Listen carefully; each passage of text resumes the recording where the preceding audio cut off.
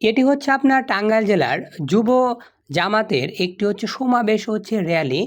আর আপনারা জানেন যে জামাত ইসলাম তারা কতটা ডিসিপ্লিন এবং তারা যেকোনো সমাবেশ বা আপনার যেকোনো কিছুই করুক তারা কিন্তু তাদের রুলগুলা একদমই ফলো করে থাকে গাইডারের রুল অনুসারে।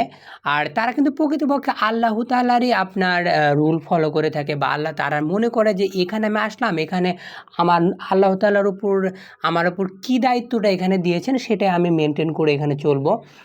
আর হচ্ছে জামাত ইসলাম কিন্তু এখানে সবাই আল্লাহর দাস হতে চায়। মানেটা হচ্ছে এখানে আপনি ধরেন সবাই অ্যাকচুয়ালি লিডার হওয়ার চেয়ে তারা কিন্তু সবাই কর্মী হওয়াটাই বেশি পছন্দ করে এখানে। আর আপনি জানেন যে জামাত ইসলামই একমাত্র আপনার এই যে মানুষের খেদমত বা রাজনীতি করার ক্ষেত্রে যে অপরের কল্যাণ করার যে একটা বিষয়টা সেটা কিন্তু আপনি এই দলে পাবেন।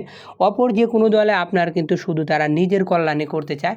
আর আপনি তাদের চেহারা তাদের মানে কি বলবো আপনি তাদের ব্যাকগ্রাউন্ড দেখলে বুঝতে পারবেন যে আদৌ তারা অপরের কল্যাণ করার মতো তাদের যোগ্যতা আছে কিনা, মানে করার মতো মন মানসিকতা আছে কিনা।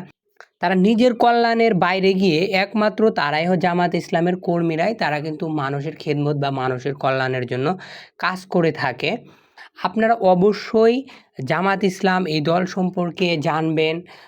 আপনার আশেপাশে যারা থাকবে তাদের আপনি দেখবেন যে জামাত ইসলামের লোকেরা কীরকম এবং তারা কতটা স্রষ্টাকে ভয় পায় বা স্রষ্টার উদ্দেশ্যে তারা কতটা কাজ করে। আসলে তারা হচ্ছে সেই লোক যারা আসলে এবার আন্দোলনে তারা কিন্তু এরকম ভূমিকাই পালন করছে যে একটা মারে একটাই যায়। আসলে কিন্তু আপনি যদি নিজের বিচারে একটু চিন্তা করেন যে কোন দল বা কারা এই সিস্টেম লোকগুলা তৈরি করলো যারা আসলে মানে বন্দুকের সামনেই যে আপনার হচ্ছে গুলি করে, বাট যে গুলি করে যে মারা যায় সেই যায় বা সে মারাই গেল, বাট অপরজন আর নড়ে না।